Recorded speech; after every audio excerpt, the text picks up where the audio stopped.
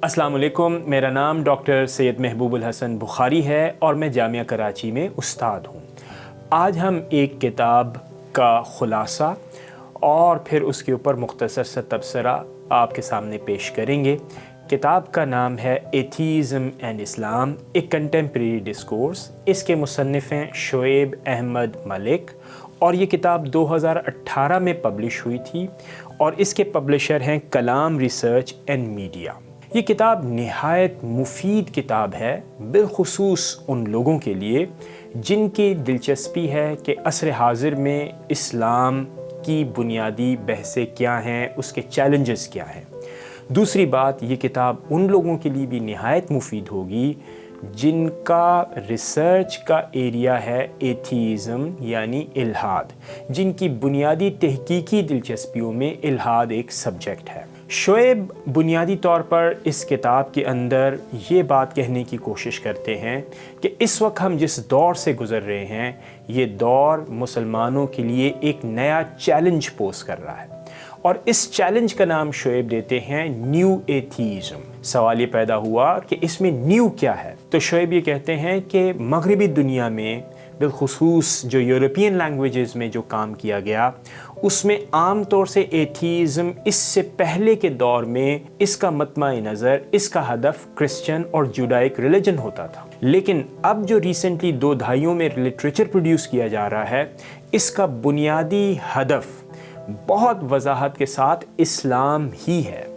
और बिलखुसूस शोएब मलिक के जहन में जो दौर है वो है 9/11 के बाद का दौर। बुनियादी तौर पर इस पूरे को हम एक ख़ास तनाजुर में देख सकते हैं और वो है सैमुअल हंटिंगटन का बहुत ही मशहूर ज़माना नारा क्लैश ऑफ सिविलाइजेशंस, यानी मगरिब और इस्लाम के दरमियान तसादुम और कशमकश है। और ये बुनियादी तौर पर थीसिस उस वक्त सामने आया, ये नारा उस वक्त सामने आया जब मगरिब ने कम्युनिज़म और सोशलिज़म को शिकस्त दे दी। तो अब बतौर एक नए एनिमी के, एक बतौर नए दी अदर के, मगरिब को एक दुश्मन की तलाश थी और वो इस्लाम की सूरत में सामने आता है। शोएब मलिक अपनी इस मुख्तसर सी किताब या किताबचे के अंदर बुनियादी तौर पर जिसे उन्होंने 3 हिस्सों में बांटा है, उसमें पहले हिस्से के अंदर वो ये बताने की कोशिश करते हैं कि ये न्यू एथीज़म क्या है। तो बुनियादी तौर पर न्यू एथीज़म है तो मज़हब से नफ़रत ही का नाम है, लेकिन इस नफ़रत की निस्बत को जोड़ा जाता है इस्लाम के साथ। इसके लिए चंद लोगों का वो नाम लेते हैं जिनमें चंद साइंटिस्ट हैं, जिनमें मशहूर ज़माना रिचर्ड डॉकिंस हैं, सैम हैरिस हैं, कुछ मुसलमानों के नाम भी लेते हैं जिनमें इब्न वर्राक की किताब भी शामिल है। अब बुनियादी मुकद्दिमा रिचर्ड डॉकिंस की हवाले से वो ये कायम करते हैं कि religion is evil, it is bad, मज़हब बुरी चीज़ है। कैसे? तो बुनियादी तौर पर ये कहते हैं कि मज़हब का मुकद्दिमा गॉड से कायम होता है और रिचर्ड डॉकिंस के मुताबिक गॉड की कोई शहादत और दलील मौजूद नहीं है, लिहाजा गॉड एक फिक्शनल रियलिटी है रिचर्ड डॉकिंस के मुताबिक। दूसरी बात, मज़हब बुनियादी तौर पर अपने अंदर कोई तब्दीली पैदा करने के लिए भी तैयार नहीं होता। और तीसरी ख़ास बात जिसका रिचर्ड डॉकिंस जिक्र करते हैं वो ये है कि मज़हब में जब तरबियत की जाती है बच्चों की, बिलखुसूस कम उम्र बच्चों की, तो उन्हें सिखाया जाता है कि मज़हब हमेशा ब्लाइंड ही होता है और उन्हें मज़हबी जो बुनियादी मुक़द्दिमात हैं उन्हें कबूल करने की तरबियत ही ब्लाइंड डॉगमेटिक फैशन में सिखाई जाती है। नतीजा क्या निकलता है? नतीजा ये निकलता है अकॉर्डिंग टू रिचर्ड डॉकिंस कि मज़हब बुनियादी तौर पर तशद्दुद पसंद हो जाता है और वो साइंस की किसी बात को कबूल करने के लिए तैयार नहीं होता। लिहाजा इस पूरी किताब के अंदर रिचर्ड डॉकिंस की इसके अंदर जो बुनियादी बात कही जाती है वो ये है मज़हब से बेजारी, मज़हब से नफ़रत। इसी मुक़द्दिमे को कुछ इस अंदाज़ में सैम हैरिस ने अपने मुक़द्दिमे के साथ जोड़ा। सैम हैरिस ये कहता है कि ये मज़हब बेजारी इस्लाम में आपको बहुत वजाहत के साथ नज़र आएगी। उसके मुताबिक इस्लाम एक इमोरल, एक इर्रेशनल, एक वायलेंट रिलीजन है। और बुनियादी तौर पर सैम हैरिस तो उन अफराद की लिस्ट में उसका शुमार होता है जो कि इराक वॉर को लड़वाने में उन लोगों के साथ जुड़े हुए थे जिन्होंने मगरिब में लोगों को बरांगख्ता किया कि इराक के ख़िलाफ़ लड़ाई होनी चाहिए। उसका बुनियादी तौर पे कहना ये है कि पॉलिटिकल वॉर होनी चाहिए मुस्लिम दुनिया के साथ या मिलिट्री इंटरवेंशन होनी चाहिए, ताकि ये जो मुतशद्दिद मज़हब वाले लोग हैं, बिलखुसूस इस्लाम, इनको किसी न किसी तौर पर कंट्रोल किया जा सके। अब आप गौर कीजिए पहले वाले मुकदमे पर, क्लैश ऑफ सिविलाइजेशन। तो ये दोनों अफराद, एक ने तो बिलखुसूस जिसे आप ये कह सकते हैं कि रिलीजन के हवाले से लिखा, लेकिन सैम हैरिस ने तो पूरा एक चैप्टर अगेंस्ट इस्लाम लिखा है।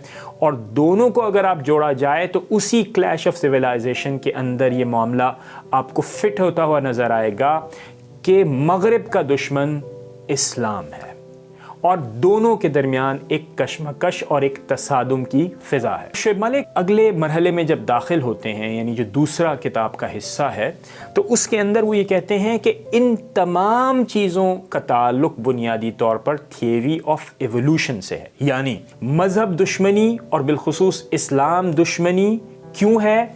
क्योंकि साइंस कहती है, क्योंकि साइंस के ज़रिए से मज़हब को साबित नहीं किया जा सकता।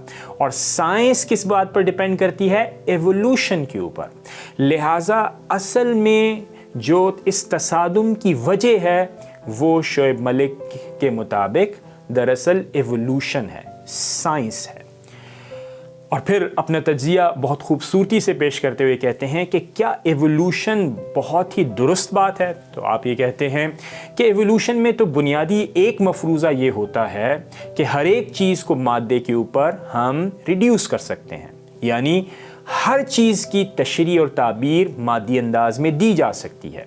शुएब मलिक ये कहते हैं, क्या ये दावा कि हर एक चीज़ की ताबीर साइंसी अंदाज में और मादी अंदाज में दी जा सकती है खुद इन इट सेल्फ कोई साइंटिफिक क्लेम है? तो इसका जवाब है नहीं, बल्कि ये तो एक मेटाफिज़िकल, एक ईमानी क्लेम है। यानी क़ब्ल इसके कि हम ये साबित करें कि आया हर एक चीज़ की ताबीर और तशरीह बुनियादी तौर पर साइंस से की जा सकती है, आपने पहले ही सरनिगू कर लिया और ये बता दिया कि हमने इस बात को पहले से कबूल कर लिया। लिहाजा ये अपने आप में एक अनसाइंटिफिक क्लेम है। फिर अपनी बात को मज़ीद वो आगे बढ़ाते हैं और ये कहने की कोशिश करते हैं कि जब मुसलमानों ने, यानी मुस्लिम स्कॉलर्स ने, मुस्लिम एक्टिविस्ट ने इस न्यू एथीज़म और बिलखुसूस एवोल्यूशन का जवाब देने की कोशिश की, तो इनमें से बाज़ लोग क्रिश्चियन एंटी एवोल्यूशनरी मूवमेंट से मुतासिर नज़र आए। शुएब मलिक का कहना यह है कि हारून यहया, जिन्होंने बहुत कुछ लिखा एवोल्यूशन के ख़िलाफ़, वो बुनियादी तौर पर इसी क्रिश्चियन तहरीक के ज़ेरे असर नज़र आते हैं। शुएब मलिक एक और बहुत दिलचस्प दावा करते हैं और जो मुझे भी ये महसूस होता है कि बिल्कुल ठीक है, और वो ये है कि इस वक्त जो एथीज़म के ख़िलाफ़ जो भी दलाइल दिए जाते हैं और खुदा के वजूद को साबित करने के दलाइल दिए जाते हैं, उनमें से कसरत से जो दलाइल हैं वो बुनियादी तौर पर क्रिश्चियन थियोलॉजी से मुतासिर है। यानी क्रिश्चियन थियोलॉजी से ही इस बात को लिया जाता है कि किस तरह रद्द किया जाए मौजूदा इल्हाद का। ये इस्तिफ़ादा मुमकिन भी है, लेकिन इसमें कुछ कमज़ोरियाँ भी हैं इस पूरी अप्रोच के अंदर, जिसको शुएब मलिक गाहे बगाहे इसका ज़िक्र करते हैं, लेकिन इस किताब में आपने बहुत ज़्यादा इसका ज़िक्र नहीं किया। दूसरी बात, अपने दूसरे तज्ज़ियाती नुक्ते में कहते हैं कि ये तमाम की तमाम एथीज़म साइंटिज़म से बहुत ज़्यादा मुतासिर हैं, यानी हर एक चीज़ का जवाब उन्हें साइंस से ही देना है, या अगर कोई चीज़ कबूल भी करनी है तो उसकी बुनियाद नेसेसरीली साइंस ही होनी चाहिए। इसको हम पागलपन भी कहते हैं, यानी साइंस का पागलपन, साइंटिज़म। शुएब मलिक ये कहते हैं कि ये रवैया भी इन न्यू एथीज़ का दुरुस्त नहीं है और मुसलमान इसका जवाब दे सकते हैं। अब तीसरी बात और ये तीसरा नुक्ता जो शुएब मलिक बयान करते हैं वो ये है कि मुस्लिम्स ने जब इसका जवाब देने की कोशिश की तो बुनियादी तौर पर वो एक एटमाइजेशन, یعنی ظاہری تعبیرات کا شکار ہو گئے۔ قرآن کریم اور احادیث کی ایک سے دو آیات کو، ایک سے دو احادیث کو لے کر ایک خاص انداز میں اس کی تعبیر کرنے کی کوشش ایٹمائزیشن کہلاتی ہے۔ شعیب ملک یہ کہتے ہیں کہ یہ اسٹریٹجی اور یہ حکمت کوئی بہت زیادہ مفید ثابت نہیں ہوئی، لہٰذا اس بات کو مسلمانوں کو بالخصوص امپروو کرنا چاہیے اور تھیمیٹیکلی کانٹیکس اور قرآن کریم کی اسپرٹ سے آرگیومنٹس کو کشید کرنا چاہیے۔ اور ایک اور بہت ہی دلچسپ نقطہ شعیب ملک بیان کرتے ہیں اور بہت ہی جاندار نقطہ ہے کہ ان تمام چیزوں کے جواب، یعنی نیو ایتھیزم کی تحریک کا جواب دیتے ہوئے مسلمانوں نے جس بات کو سب سے زیادہ نظر انداز کیا وہ ہے اسپریچول آرگیومنٹ، یعنی اللہ رب العزت کے وجود کو ثابت کرنے کے لیے روحانیت سے دلائل تلاش کرنا۔ اس کو شعیب ملک سمجھتے ہیں کہ یہ بہت بڑا ویپن ہے، لیکن اس کو فی الحال مسلمانوں نے اگنور کر رکھا ہے۔ تیسرے مرحلے میں شعیب ملک داخل ہوتے ہیں، یعنی تیسرے حصے میں اپنی کتاب کے داخل ہوتے ہیں اور یہ کہتے ہیں کہ مسلمانوں نے اس نیو ایتھیزم کا ابھی تک کتنا جواب دیا ہے، کتنا مفید جواب دیا ہے، کتنا کارگر جواب دیا ہے۔ تو اس کے جواب میں وہ یہ کہتے ہیں کہ کوئی کارگر جواب دینے میں ابھی تک مسلمان کامیاب نہیں ہوئے ہیں، اور اس کی بنیادی وجہ وہ یہ بیان کرتے ہیں کہ آئسولیٹڈ اسپیشلائزیشن، یعنی مفسرین نے اپنے ذمہ لے لیا کہ وہ صحیح جواب دے سکتے ہیں، اسی طرح مثال کے طور پر مسلم سائنٹسٹ نے اپنے ذمہ لے لیا کہ وہی صحیح جواب دے سکتے ہیں، بعض جو ایکٹیوسٹ تھے انہوں نے اس بات کی ذمہ داری اپنے کندھوں پر لے لی کہ وہی صحیح جواب دے سکتے ہیں۔ تو آئسولیٹڈ اسپیشلائزیشن کی وجہ سے اس نیو ایتھیزم کا جواب صحیح طور پر سامنے نہیں آیا۔ تو اس کا بہتر حکمت عملی شعیب ملک کے خیال میں یہ ہے کہ ہمیں انٹرسیکشنل، یعنی مفسرین، محدثین، مفتیان، پولیٹیشنز، ایکٹیوسٹ، سائنٹسٹ، سب کو مل کر بیٹھنا چاہیے، آپس میں باہم گفت و شنید، دلائل کے تبادلے کے نتیجے میں بہت ہی مربوط انداز میں اس نیو ایتھیزم کا جواب دینے کی کوشش کرنی چاہیے۔ اور دوسری بات جس کے اوپر شعیب ملک بہت زیادہ ایمفیسائز کر رہے ہیں اور بہت زیادہ اصرار کر رہے ہیں وہ یہ ہے کہ اللہ رب العزت کے وجود کے دلائل کے ثبوت کے لیے روحانی ہتھیار کو بھی استعمال کیا جائے، یعنی روحانی دلائل کو بھی اس گفتگو کا حصہ بنایا جائے، کیونکہ اللہ رب العزت کے وجود کے لیے روحانی دلائل بہت ہی زیادہ کارگر ثابت ہوں گے اس میدان کے اندر جہاں مسلمانوں کا مقابلہ نیو ایتھیزم کے ساتھ ہے۔ تو یہ ایک بنیادی خلاصہ ہے شعیب ملک کی اس خوبصورت تحریر ایتھیزم اینڈ اسلام، ایک کنٹمپریری ڈسکورس، اور جس کی جو افادہ ہے، یعنی جس کا جو فائدہ مجھے محسوس ہوا وہ یہ کہ اس نے ایک نیو چیلنج کو ہائی لائٹ کیا نیو ایتھیزم کے نام سے، جس کا بنیادی ٹارگٹ اسلام ہے، اور یہ صرف اور صرف تھیولوجیکل نہیں بلکہ یہ پولیٹیکل بھی ہے۔